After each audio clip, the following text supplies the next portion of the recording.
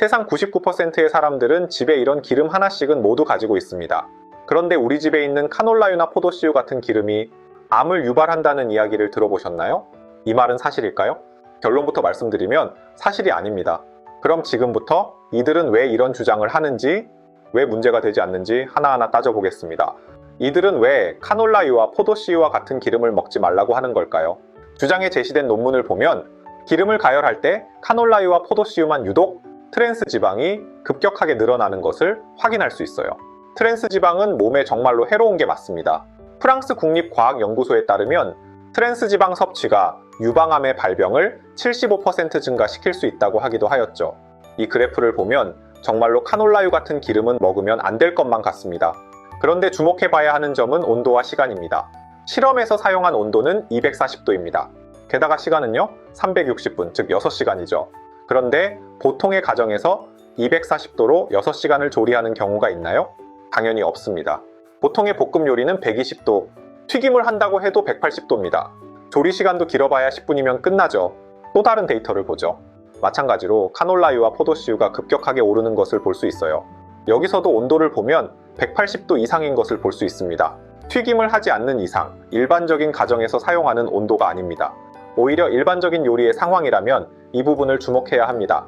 카놀라유나 포도씨유도 다른 기름처럼 안정적인 것을 볼 수 있습니다. 이건 시간에 따른 복합화 합물의 증가량을 표시한 그래프인데요. 6시간씩 오랜 시간 가열하면 안 좋은 성분이 증가하는 건 모든 기름이 똑같은 걸 알 수 있습니다. 그런데 우리가 치킨집을 하는 것도 아니고 하루에 6시간씩 기름을 끓일 일이 없잖아요. 요리해봐야 10분 정도이죠. 그러니 이 부분에 주목을 해야 해요. 카놀라유나 포도씨유도 다른 기름처럼 큰 차이가 없는 것을 알 수 있죠. 결론은 매체에 소개된 대로 카놀라유나 포도씨유를 먹게 되면 암에 걸리고 질병이 생긴다는 사실은 사실이 아닙니다. 애초에 실험 조건이 일반적인 가정에서의 환경과 맞지 않습니다. 180도에서 6시간씩 기름을 끓이는 조건이라면 치킨집 정도는 돼야 저런 실험 환경에 근접한다고 볼 수 있는데 치킨 먹으면서 건강을 생각하고 먹지는 않잖아요? 건강을 해치더라도 맛있어서 먹는 거죠. 저 논문을 제대로 해석한다면 오랫동안 끓인 기름, 즉 치킨이나 튀김 요리를 자주 먹으면 암을 유발한다고 말하는 게 맞는 거죠. 그나마 건강을 위한다면 매일 18리터의 기름에 60마리의 치킨만 튀겨서 판매한다는 60개 치킨이나 올리브유로 튀긴다는 BBQ가 있는데요. 사실 치킨집 같은 환경이면 아무리 좋은 기름으로 튀겨도 건강에 좋을 수가 없습니다. 건강을 위해서라면 튀김을 먹지 말아야죠. 무엇보다도 카놀라유가 문제가 있는 제품이었다면 식약처에서 판매를 금지했을 거예요. 그런데도 판매가 되고 있다는 건 먹어도 괜찮다는 뜻입니다. 그러니 집에 있는 기름이 포도씨유나 카놀라유라고 해서 걱정은 하지 마세요. 스웨덴 사람인 안젤리나 씨가 말하길 북유럽에서 카놀라유를 더 많이 먹는다고 해요. 올리브유보다 저렴하기 때문이지요. 카놀라유는 저렴한 것 외에도 장점이 있는데요. 유채꽃씨에서 추출한 기름인 카놀라유는 식용유 중 오메가6가 가장 적다고 해요. 미국 심장협회에 따르면 오메가6의 과다 섭취가 염증을 촉진하고 심혈관 질환의 위험을 높일 수 있음을 지적합니다. 그래서 오메가6와 오메가3의 비율이 중요한데 GB 헬스와치의 연구에서는 오메가3와 오메가6의 비율이 1대1에서 1대4 사이일 때 심혈관 질환, 염증성 질환, 그리고 일부 암의 위험이 감소한다고 보고했습니다. 카놀라유는 1대1로 아주 좋은 비율을 갖고 있죠. 물론 금전적으로 여유가 있다면 더 좋은 기름인 올리브유나 아보카도 오일을 사용하는 게 더 좋습니다. 올리브유나 아보카도 오일이 건강에 더 좋다는 것은 명백한 사실이거든요. 올리브유가 괜히 세계 3대 장수 식품 중 하나인 게 아닙니다. 하버드 대학교에서 진행한 연구가 있어요. 이 연구는 1990년부터 28년 동안 92,383명의 남녀를 대상으로 했어요. 연구 결과 올리브유를 하루에 반 스푼 이상 섭취하는 사람들은 심장 질환으로 인한 사망률이 19% 낮아지고 암으로 인한 사망률은 17%, 치매로 인한 사망률은 29% 낮아진다고 해요. 올리브유 반 스푼이면 모든 질병을 포함해 전체적인 사망 확률이 20%가 감소한다는 것이죠. 이렇게 몸에 좋은 올리브유나 아보카도 오일은 카놀라유나 식용유 같은 일반 기름보다 비쌉니다. 올리브유가 얼마나 비싼지 계산해 볼까요? 청정원 제품으로 보면 100ml 기준으로 카놀라유는 600원, 포도씨유는 900원, 올리브유는 2,000원입니다.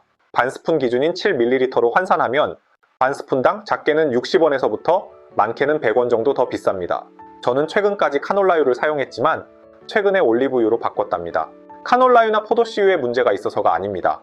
올리브유의 장점을 잘 알고 더 비싸더라도 건강을 위해 투자하는 것이지요. 미국 역대 최고의 부자가 누군지 아시나요? 바로 존 록펠러입니다. 1937년 숨진 록펠러의 재산 최고액 15억 달러는 당시 미국 GDP의 약 1.6%에 달했다고 하는데요. 이 비율을 오늘날 미국 GDP에 적용하면 3,310억 달러, 한국 돈으로 400조 원이 넘는 어마어마한 금액입니다. 미국의 유명한 석유 재벌인 존 록펠러와 그의 가족은 올리브 오일을 마시는 것을 장수의 비결 중 하나로 여겼어요. 존 록펠러는 자신이 97세까지 살 수 있었던 비결로 규칙적인 운동, 충분한 휴식과 함께 매일 한 스푼의 올리브 오일을 먹는 것을 꼽았답니다. 저 당시에는 올리브 오일이 부의 상징이었지만 지금은 100원이면 누구나 올리브 오일을 먹을 수 있잖아요. 단돈 100원으로 400조 원의 부자와 똑같은 습관을 할 수 있다는 건 축복이라고 생각해요. 존 록펠러의 습관처럼 실제로 올리브유는 장수에 큰 도움이 됩니다. 카이스트 대학에서 아주 흥미로운 실험을 했는데요. 올리브유에 들어있는 특별한 성분이 우리 몸을 젊게 유지하고 더 오래 살게 해준다는 사실을 알고 계셨나요? 바로 올레산이라는 성분인데요. 카이스트 생명과학과 이승재 교수님과 연구팀은 예쁜 꼬마 선충이라는 작은 벌레를 이용해 실험을 했어요. 이 벌레는 보통 3주 정도 살지만 추운 곳에서는 거의 2배 더 오래 살 수 있다고 해요. 연구팀은 이 벌레가 추운 곳에서 더 오래 사는 비결이 올레산 때문이라는 걸 발견했습니다. 만약 올레산이 부족하면 추운 곳에서도 벌레의 수명이 길어지지 않았어요. 이 연구는 올리브유를 주기적으로 섭취하면 노화를 늦추고 더 오래 살 수 있음을 증명해주는 연구이죠.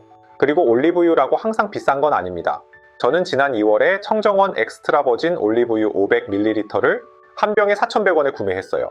카카오톡에서 정원의 샵을 친구 추가하시면 정기적으로 40% 할인 쿠폰을 주는데요. 여기에 올리브유를 사면 적립금 5,000원을 주는 행사도 하더라고요. 이렇게 하니 100ml당 820원으로 포도씨유보다도 저렴한 가격으로 구매가 가능했답니다. 엄청난 꿀팁이죠? 소비기한이 2년으로 넉넉하니까 귀찮더라도 저렴할 때 많이 사두세요. 정원의 샵을 친구 추가하고 싶은 분들을 위해 댓글에 링크 적어두었으니까요.